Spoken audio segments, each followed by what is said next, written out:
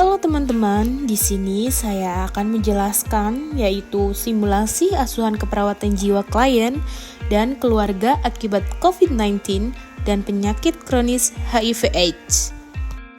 COVID-19 dan HIV/AIDS merupakan penyakit yang berdampak multidimensional, meliputi aspek fisik, psikologis, sosial, dan spiritual.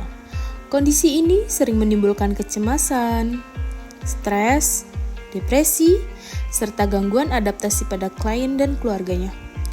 Oleh karena itu, asuhan keperawatan jiwa diperlukan untuk membantu klien dan keluarga menghadapi perubahan kondisi kesehatan dan kehidupan sehari-hari. Konsep asuhan keperawatan jiwa. Asuhan keperawatan jiwa adalah proses pelayanan keperawatan yang menggunakan pendekatan holistik dan berfokus pada respon emosional klien terhadap penyakit. Asuhan ini bertujuan meningkatkan kemampuan coping, penerimaan diri, serta kualitas hidup klien dan keluarga. Selanjutnya itu ada dampak. Di sini ada dua dampak. Yang pertama itu dampak psikologis pada klien dan dampak psikologis pada keluarga. Dampak psikologis pada klien itu terdiri dari beberapa. Yang pertama itu kecemasan terhadap kondisi kesehatan dan masa depan, perasaan takut, sedih, dan putus asa, penerimaan diri akibat isolasi dan stigma, gangguan citra diri dan harga diri, trauma psikologis pasca wabah atau diagnosis penyakit. Yang kedua itu dampak psikologis pada keluarga. Keluarga sering mengalami stres emosional, kecemasan berlebihan, kelelahan psikologis, serta rasa takut kehilangan anggota keluarga. Kondisi ini dapat menurunkan kemampuan keluarga dalam memberikan perawatan dan dukungan kepada klien. Pengkajian keperawatan jiwa atau peran perawat. Pengkajian keperawatan jiwa merupakan langkah awal dan sangat penting dalam menentukan asuhan keperawatan yang tepat pada klien COVID-19 dan HIV/AIDS.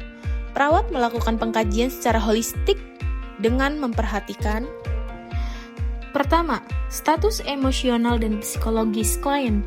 Kedua, respon klien terhadap diagnosis dan penyakit. Ketiga, mekanisme coping yang digunakan. Keempat, dukungan keluarga dan lingkungan sosial. Kelima, aspek spiritual dan nilai budaya. Keenam, risiko gangguan kesehatan jiwa. Selanjutnya ada diagnosa keperawatannya. Yang pertama itu ada ansietas D.0080. 2.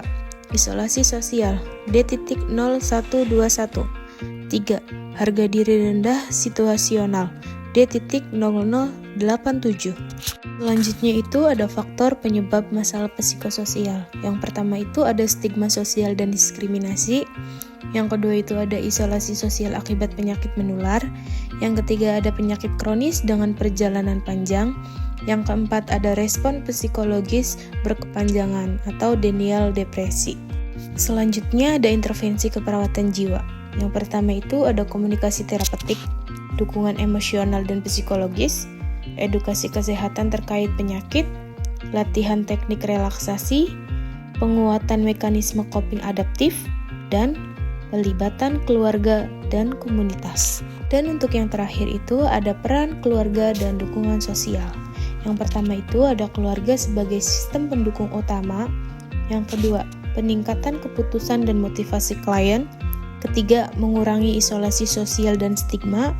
Keempat, ada memperkuat adaptasi psikologis klien. Dan yang terakhir itu ada meningkatkan kualitas hidup klien.